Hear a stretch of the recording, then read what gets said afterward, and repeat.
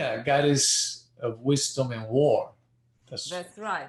So Athena is a very interesting goddess because in my mind, because I like to compare goddesses from different traditions, she's like, in a way, like Saraswati, but few levels lower. And also she lost her almost this transcendental aspect, the completely divine aspect. I'm just here, you ask, I give knowledge.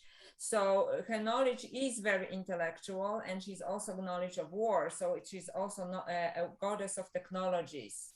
So for example, like nowadays we live in times of technologies, which almost loses the sight of humanity, like transhumanism, like cyborgs and so on. Oh, wow. This is amazing because it's so on point.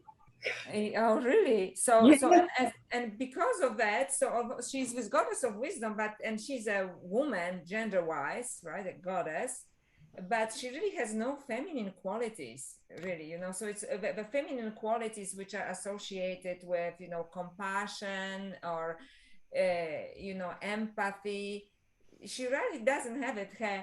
In Greek mythology, she uses just her mind, like, okay, so she's very kind of, she likes to strategize. She is a strategizer. Calculative. Yeah. Analytical, very analytical, scientific. Very analytical, scientific. Like a scientist who really, what's needed at the moment, don't worry about the consequences. Oh my God, this is so on point. Strategist. Totally. She incarnated at the frequency of 200 and was born at the frequency of 200. Heroic, very heroic. Yeah. Right? And vibrated at the frequency of 200.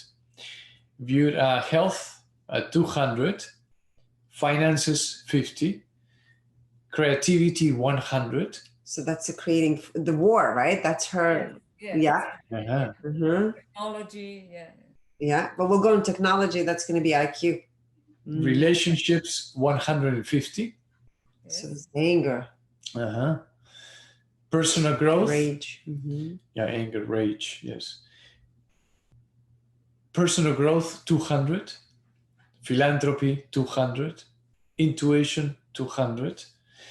And then under intuition we have clairaudience at 200. Clairsentience 100. Clairvoyance 200. And claircognizance 150. Rage. So her knowing is based on rage. Right. And then linked with this 100 under creativity, that's can make her a very, like a combative. Warrior. Warrior. Yes. Ruthless warrior. Yeah, ready for combat. In intelligence aspect, we have IQ at 400. That's your researcher. Actually, we've read a lot of people, and the average IQ for a human being that we've read is between 200 and 250. So this is a very unusual frequency. Albert Einstein was 499 on that scale. So just people can grasp that. So based on what you said, absolutely, she has a scientist, investigator mindset. Yes. Information driven. She can see the whole picture, very broad perspective. EQ 20. There you go. SQ 500. It's also magnetic. Right.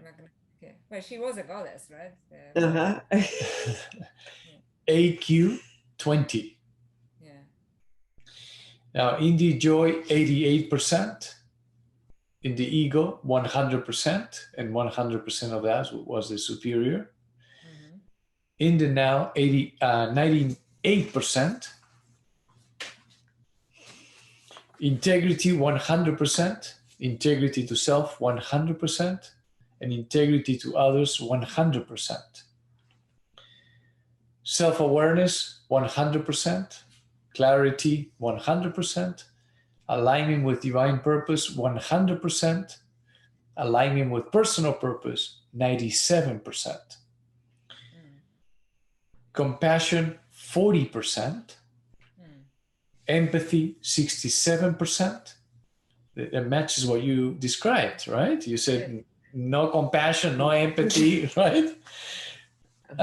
Energy purity, 66%. and was 0% under the fifth dimension. You know, she was experiencing more the second and third dimension.